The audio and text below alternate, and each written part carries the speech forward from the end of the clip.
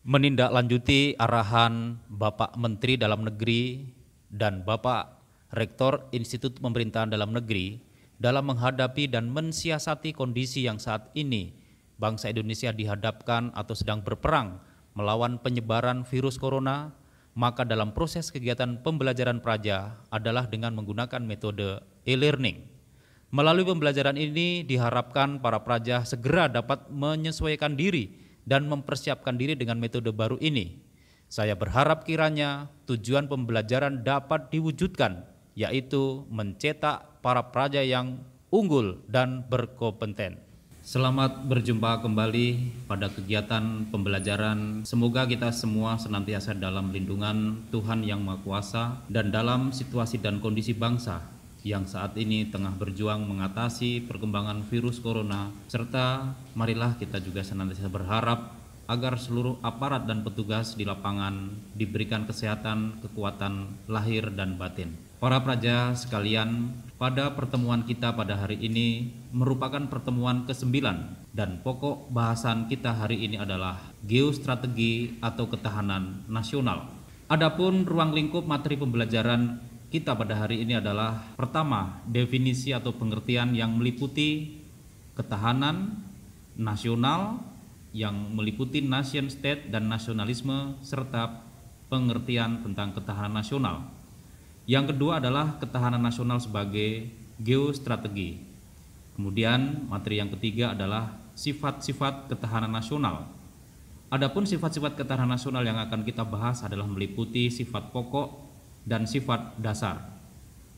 Kemudian materi yang selanjutnya adalah asas-asas ketahanan nasional, serta yang terakhir adalah pasang surut ketahanan nasional Indonesia berdasarkan periodisasi pemerintahan. Baiklah, mari kita awali dengan materi ruang lingkup yang pertama, yaitu definisi-definisi atau pengertian-pengertian. Ketahanan nasional terdiri dari asal kata ketahanan dan nasional. Ketahanan itu sendiri berasal dari kata tahan, dan nasional asal katanya adalah nation, sehingga menjadi suatu pengertian utuh ketahanan nasional. Untuk memahami pengertian nasional atau nation, mari akan saya jelaskan terlebih dahulu, yaitu tentang konsep nation state atau konsep negara bangsa. Para praja sekalian, terdapat adanya dua pandangan atau aliran yang populer mengenai konsep nation state ini di dunia, yaitu pandangan atau aliran Westphalian dan pandangan Weberian. Secara singkat atau ringkas tentang pandangan Westphalian adalah sebagai berikut. Yang pertama, hubungan internasional antar bangsa didasarkan kepada kedaulatan. Artinya bahwa hanya negara-negara yang diakui kedaulatannya yang dapat melakukan hubungan internasional. B. Dengan adanya hal ini, maka asumsi tentang negara adalah sebagai suatu entitas yang padu dalam satu kesatuan, meliputi teritorial, pemerintahan, dan warganya. Hal ini sering diistilahkan memiliki sifat konstan atau given atau melekat. Sedangkan aliran atau pandangan yang lainnya adalah pandangan Weberian, yang secara singkatnya adalah pertama, negara atau state dan masyarakat atau society bukanlah merupakan sebuah kolektivitas yang padu dalam sebuah wilayah teritori, namun merupakan dua buah komponen yang satu sama lainnya terpisah. Yang kedua adalah bahwa negara dianggap semata-mata hanyalah sebuah lembaga politik atau politik institusional, dan negara diidentikan dengan pemerintah pusat atau central government. Para praja sekalian, selanjutnya dari pandangan Westphalian yang ada, ini dihadapkan kepada suatu kondisi atau fakta empiris bahwa mungkin saja antara pemerintah dan warganya dalam hal keinginan-keinginan itu tidak sama atau berbeda, bahkan berseberangan atau bermusuhan, yang dalam istilah pemerintahan ini disebut dengan tidak kongruen. Selain itu, adanya pengaruh yang kuat globalisasi di segala aspek kehidupan bangsa menjadi faktor penting. Sedangkan dalam pandangan Weberian, kemudian difokuskan pada bagaimana karakteristik hubungan antara teritorial, pemerintahan, dan warga masyarakat. Kemudian bagaimana jika ada perbedaan-perbedaan nilai-nilai yang berbeda antara negara dan masyarakat. Dan yang terakhir adalah sampai sejauh mana legitimasi negara di hadapan masyarakat. Dari kedua pandangan tersebut kemudian muncullah istilah nasionalisme. Ada nasionalisme yang muncul karena adanya persamaan ideologi dan memiliki aspek religiositas. Nasionalisme jenis ini disebut dengan ethno-nation atau culture nation atau diistilahkan sebagai nasionalisme sempit. Kenapa disebut nasionalisme sempit? Karena terbentuknya komunitas nation atau suatu bangsa karena bertumpu pada ikatan primordial yang secara genealogis atau keturunan atau turun-temurun, yang dalam hal ini kemudian sifatnya adalah sangat sempit dan rigid. Contoh dari ikatan primordial yang ada tersebut adalah kesamaan ras, kesamaan bahasa, dan kesamaan agama. Konsep nasionalisme berikutnya disebut dengan politik nation. Konsep tentang politik nation ini berbasis kepada suatu idealisme sosial politik tertentu. Konsep ini sifat keanggotaannya dalam hal komunitas nation lebih terbuka, bahkan melintasi batas-batas ikatan primordial dan bersifat lebih kosmopolitikan dalam horizon orientasi sosial politik yang dalam bahasa sederhananya adalah bersifat lebih majemuk dan tidak kentara. Itulah sekilas tentang konsep nasional dan atau konsep negara bangsa atau nation. Selanjutnya ketahanan, asal katanya adalah tahan, memiliki makna kuat, tangguh, aktif, ulet, tidak mudah mengeluh, rajin, kecukupan atau tidak kekurangan, dan mampu menyediakan. Lawan kata ketahanan yaitu rentan atau rawan atau disebut dengan kerentanan atau kerawanan yang berkonotasi sesuatu kondisi yang lemah, rapuh, mudah terkena, mudah terpengaruh, dan memiliki ketahanan yang lemah. Selanjutnya arti daripada atau definisi ketahanan nasional yaitu suatu kondisi dinamik suatu bangsa yang berisi keuletan dan ketangguhan yang mengandung kemampuan dalam menghadapi dan mengatasi segala ancaman, gangguan, hambatan, dan tantangan yang datang dari luar maupun dari dalam, yang secara langsung maupun tidak langsung dapat membahayakan integritas, identitas, kelangsungan hidup, bangsa dan negara, serta perjuangan mencapai tujuan nasional. Selanjutnya dalam hal ini maka ketahanan nasional sering disebut dengan geostrategis nasional.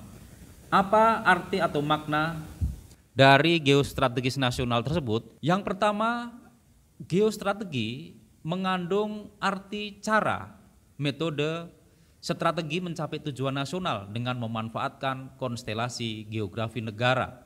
Seperti yang sudah pernah dijelaskan terdahulu bahwa konstelasi geografi negara adalah bagaimana meliputi suatu keadaan wilayah, letak, luas, dan batas-batasnya. Selanjutnya, makna ketahanan nasional sebagai geostrategi yang kedua adalah perumusan strategi nasional dengan memperhitungkan kondisi dan konstelasi geografis sebagai faktor utama dan memperhatikan aspek lain, yaitu kondisi sosial, kondisi budaya, penduduk, sumber daya alam, lingkungan regional maupun lingkungan internasional. Selanjutnya, makna ketahanan nasional yang sebagai geostrategi artinya adalah sebagai doktrin, yaitu sesuatu yang diakui dan diyakini kebenarannya serta menjadi pedoman dan arah bagi seluruh warga negara, yang hal ini kemudian diimplementasikan dalam kebijakan-kebijakan nasional. Para peraja sekalian, selanjutnya adalah materi ruang lingkup yang kedua tentang sifat-sifat pokok geostrategi Indonesia. Sifat-sifat pokok geostrategi Indonesia yaitu yang pertama adalah daya tangkal atau deterrent of effect. Maksudnya adalah bahwa geostrategi ini adalah sebagai konsepsi penangkal dari segala bentuk ancaman, gangguan, hambatan dan tantangan terhadap identitas, integrasi dan eksistensi bangsa dan negara Indonesia. Sifat pokok geostrategi Indonesia yang kedua adalah pengembangan atau development, yaitu dalam rangka pengembangan potensi kekuatan bangsa, baik pada aspek ideologi, politik, ekonomi, sosial budaya, pertahanan dan keamanan, sehingga tercapai kesejahteraan rakyat sebagai tujuan nasional bangsa Indonesia. Selanjutnya adalah tentang sifat-sifat dasar ketahanan nasional. Ada 4 sifat dasar ketahanan nasional, yaitu integratif, mawas ke dalam, menciptakan kewibawaan, dan berubah menurut waktu. Yang dimaksud dengan integratif adalah terciptanya persatuan dan kesatuan segenap aspek kehidupan bangsa yang diwarnai dengan hubungan harmonis dengan lingkungan sosialnya, lingkungan alam, dan dalam suasana kehidupan yang selaras dan serasi. Selanjutnya, sifat mawas ke dalam artinya bahwa ketahanan nasional ini lebih diarahkan kepada diri bangsa dan negara, tetapi juga sekaligus memperhatikan pengaruh dari luar, yaitu merupakan suatu hal yang wajar. Kemudian sifat dasar yang ketiga yaitu menciptakan kewibawaan. Dengan ketahanan nasional yang tangguh, maka akan diperhitungkan oleh pihak lain dengan syarat yaitu memiliki kewibawaan dan deterrent of effect. Selanjutnya adalah sifat yang terakhir, berubah menurut waktu. Ketahanan nasional suatu bangsa seiring dengan perkembangan waktu memiliki sifat dinamis, bukan statis atau sifat yang tetap. Ketahanan nasional suatu bangsa dapat meningkat, dapat menurun, dapat stabil, dan keadaan ini sangat tergantung kepada situasi kondisi yang dihadapinya. Selanjutnya, untuk ketahanan nasional bangsa Indonesia itu diselenggarakan melalui berbagai upaya, melalui berbagai kegiatan dengan memperhatikan asas-asas ketahanan nasional. Asas-asas ketahanan nasional yang pertama adalah kesejahteraan dan keamanan. Kesejahteraan dan keamanan ini merupakan kebutuhan dasar manusia. Dapat dibedakan antara kesejahteraan dan keamanan, tetapi sulit dipisahkan antara satu dengan yang lainnya. Namun demikian dalam implementasinya adalah dengan menitik beratkan pada kesejahteraan, tetapi tidak mengabaikan keamanan. Karena hal ini merupakan sebagai salah satu parameter tingkat ketahanan nasional suatu bangsa. Yang kedua adalah menyeluruh terpadu.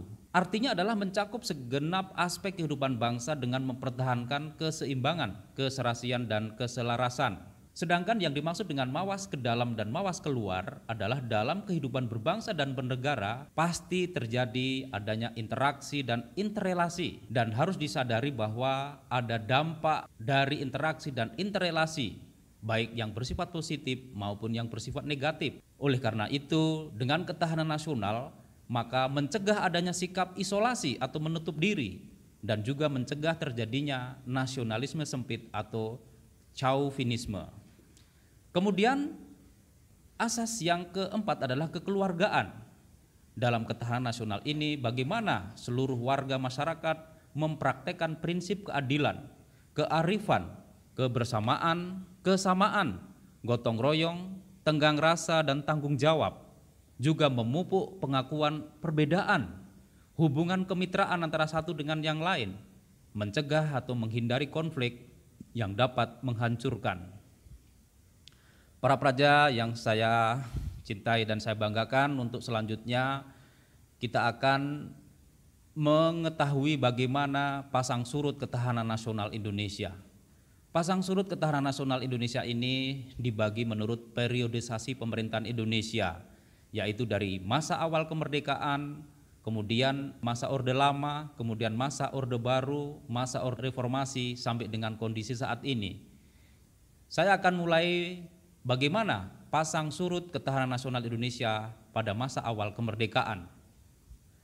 Dengan dipelopori oleh Insinyur Soekarno sebagai founding father bangsa Indonesia, yang pada saat itu dihadapkan pada kondisi bangsa yang sedang berjuang untuk mempertahankan kemerdekaan. Setelah pengakuan kemerdekaan pada tahun 1950, maka dimulailah gerakan yaitu berupa nation dan karakter building. Ditandai dengan beberapa peristiwa penting, diantaranya terjadinya berbagai peristiwa pemberontakan dalam negeri, kemudian sering terjadinya pergantian sistem pemerintahan. Tetapi pada saat ini solidaritas sebagai sesama negara Asia mulai berkembang. Pada masa awal ini ketahanan nasional mengawali pertumbuhan awal, yakni bangkitnya nasionalisme yang menjadi semangat sebagai negara yang berjuang untuk mempertahankan kemerdekaan. Pada masa ini semangat revolusi mengalahkan segala kepentingan yang lain. Walaupun situasi dan kondisi bangsa yang belum teratur, yaitu masih tingginya kemiskinan dan masih rendahnya pendidikan, namun dapat dikatakan ketahanan nasional Indonesia tumbuh dengan baik. Selanjutnya adalah pada masa Orde Lama. Bagaimana ketahanan nasional pada saat itu adalah demikian. Pada masa Orde Lama, kepemimpinan nasional bersifat populis leadership yang berkembang menjadi otoritarianisme yang diwarnai dengan sering terjadinya pergantian kabinet, sistem politik multipartai yang bercorak ideologis, bercorak agama dan nasional. Pada masa ini ditandai peristiwa penting, yaitu munculnya paham nasakom, nasionalisme, agama dan komunisme. Kemudian hubungan internasional yang condong ke salah satu blok, yang kemudian berakibat kepada seringnya terjadi konflik sosial dan juga pembangunan yang belum optimal. Pada masa ini ketahanan nasional Indonesia mengalami ujian yang berat. Ketidakstabilan dalam bidang politik dan pemerintahan menghambat tercapainya tujuan nasional, yaitu kesejahteraan bangsa. Berkembangnya komunisme mendapat tantangan dari golongan agama. Potensi ancaman, gangguan, hambatan dan tantangan sangat besar yang berakibat pada ketidakmampuan membangun bangsa. Pada saat inilah beberapa institusi nasional sebagai komponen bangsa mulai berpikir tentang pentingnya ketahanan nasional. Salah satunya yaitu Seskoat, yang merupakan salah satu lembaga pendidikan di lingkungan TNI Angkatan Darat sebagai wadah pengkaderan perwira yang dipersiapkan untuk menjadi kader pemimpin bangsa ke depan, menyadari bahwa ketahanan nasional Indonesia dalam situasi yang kurang menguntungkan. Kemudian melalui berbagai pemikiran, Seskoat melahirkan konsep-konsep geostrategi sebagai rintisan doktrin ketahanan nasional. Kemudian periode yang ketiga adalah masa Orde Baru, masa konsolidasi transisi dari era Orde Lama. Kemudian pada saat ini kepemimpinan nasional bersifat otoriter oligarkis, baik pada tingkatan partai politik, politik, dan elit ekonomi. Sistem pemerintahan yang berporos kepada ABG, suatu istilah yang menjadi terkenal, yaitu poros Angkatan Bersenjata Republik Indonesia atau ABRI, birokrat, dan Golkar. Ditandai beberapa fase, yaitu fase awal berkembangnya doktrin nasionalisme, yaitu bagaimana memerangi komunisme, fokus pada pembangunan perekonomian dengan menggunakan rencana pembangunan 5 tahun. Ada kemudian garis-garis besar haluan negara sebagai arah pembangunan.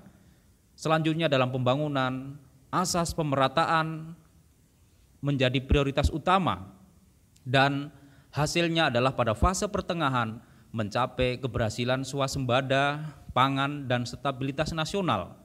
Namun pada akhir dari fase tersebut muncul ketidakpuasan sebagian komponen bangsa atas hal-hal yang dianggap buruk, yaitu korupsi, kolusi, dan nepotisme, terjadinya pelanggaran hak asasi manusia, sistem pemerintahan yang belum demokratis, dan dinilai adanya ketergantungan terhadap dunia barat dalam hal ekonomi, dan puncaknya adalah terjadinya resesi ekonomi global. Maka pada masa Orde Baru ini dapat dikatakan sebagai masa yang penuh dinamika dalam hal ketahanan nasional. Perhatian terhadap ketahanan nasional juga menarik Lembaga Pertahanan Nasional sebagai lembaga pendidikan kader pemimpin bangsa pada tingkatan strategis nasional yang mengkaji dan merumuskan konsep-konsep dasar ketahanan nasional. Geostrategi nasional berkembang pesat seiring pembangunan nasional yang mampu meningkatkan kesejahteraan bangsa. Namun seiring perkembangan global, ketahanan nasional Indonesia memasuki masa kritis saat terjadi resesi dunia yang berakibat perubahan besar dalam tata kehidupan berbangsa dan bernegara. Selanjutnya adalah masa Orde Reformasi. Masa Orde Reformasi ini adalah sebagai masa transisi perubahan situasi kondisi politik dari Orde Baru dengan berbagai dampak yang ditimbulkannya. Mulai dari perubahan-perubahan berbagai sektor, yaitu terjadinya reformasi internal, baik dalam sistem pemerintahan, model kepemimpinan, civil government, sistem politik menjadi multipartai, dan berkembangnya demokrasi langsung. Pada saat ini ditandai dengan adanya euforia demokrasi, kemudian aturan main tentang pemilihan presiden, pemilihan legislatif, pemilihan kepala daerah secara langsung, dan adanya perubahan dalam paradigma pembangunan, serta perubahan atau dinamika politik yang ada. Permasalahan sosial, konflik sosial, dan pengaruh lingkungan strategis sangat kuat. Pada masa ini ketahanan nasional Indonesia juga mengalami pasang surut. Pada awal masa reformasi, ketahanan nasional diwarnai dengan perubahan kepemimpinan nasional. Selanjutnya tatanan sistem politik dan pemerintahan menjadi agenda nasional. Tetapi permasalahan yang terjadi adalah di mana kemudian korupsi, kolusi, dan nepotisme tetap menjadi hambatan. Dinamika sikap perilaku masyarakat semakin transparan atas nama demokrasi dan kebebasan. Dan konflik sosial masih sering terjadi. Ketidakpuasan masyarakat sering muncul, serta kejadian-kejadian bencana alam yang menimbulkan banyak kerugian. Indonesia mendapat pelajaran berharga ketika Sipadan dan Ligitan terlepas dari Indonesia. Tetapi yang paling penting dalam hal ketahanan nasional, yaitu ketahanan nasional tetap menjadi hal yang sangat penting dan strategis bagi bangsa Indonesia yang tidak mengenal perubahan-perubahan yang terjadi. Demikianlah ruang lingkup materi tentang ketahanan nasional sebagai geostrategi bangsa Indonesia.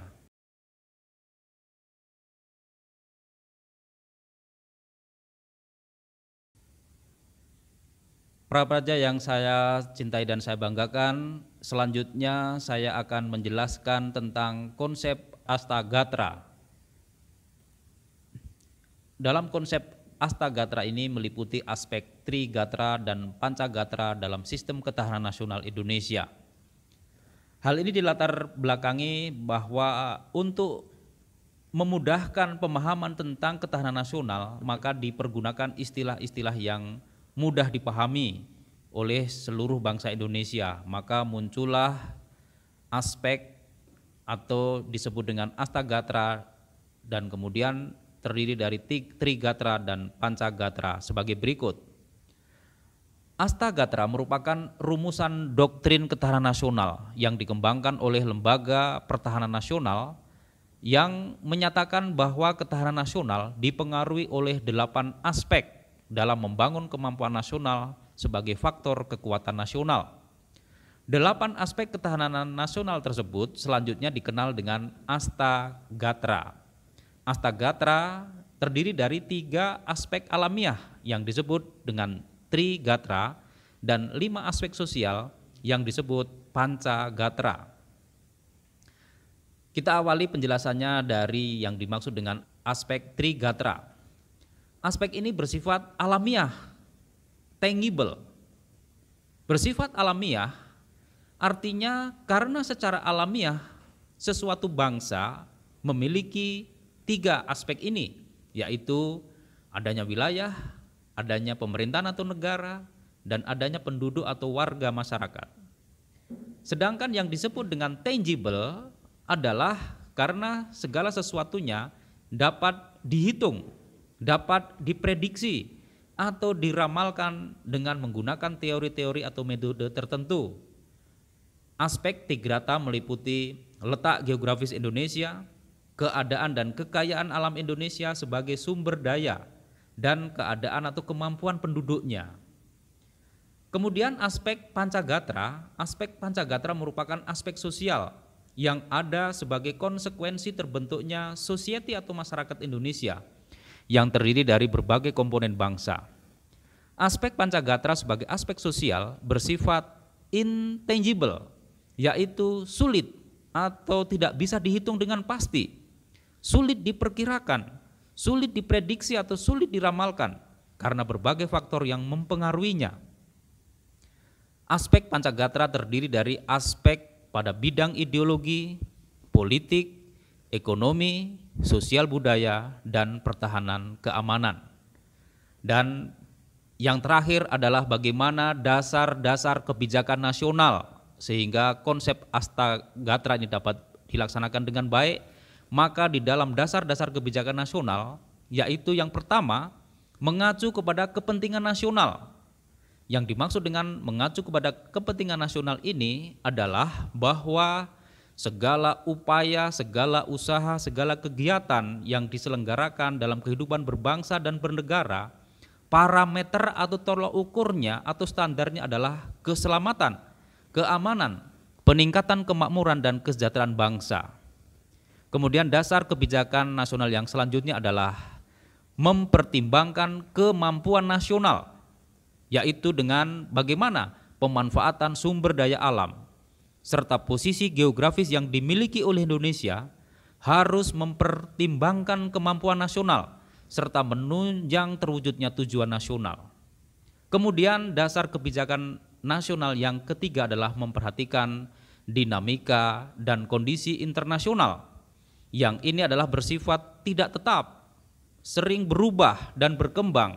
Oleh karenanya Indonesia dituntut untuk mampu menyesuaikan diri dengan tetap berpedoman kepada konstitusi nasional.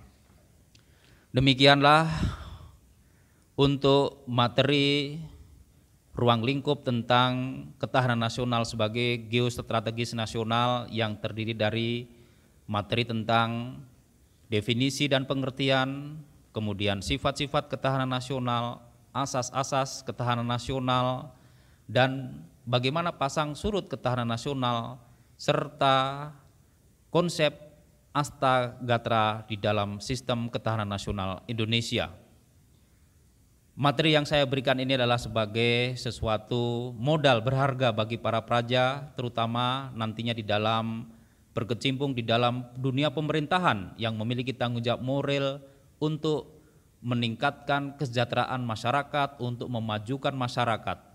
Oleh karenanya saya mengharapkan para praja untuk secara mandiri memperdalam, memperkaya wawasan tentang ketahanan nasional ini melalui berbagai bacaan-bacaan atau sumber-sumber lainnya. Manfaatkan waktu dengan sebaik-baiknya, tetap bersemangat dan selalu menjaga kesehatan diri, dan jangan lupa senantiasa mendekatkan diri kepada Tuhan Yang Maha Esa. Selanjutnya saya mengucapkan selamat belajar dan tetap semangat.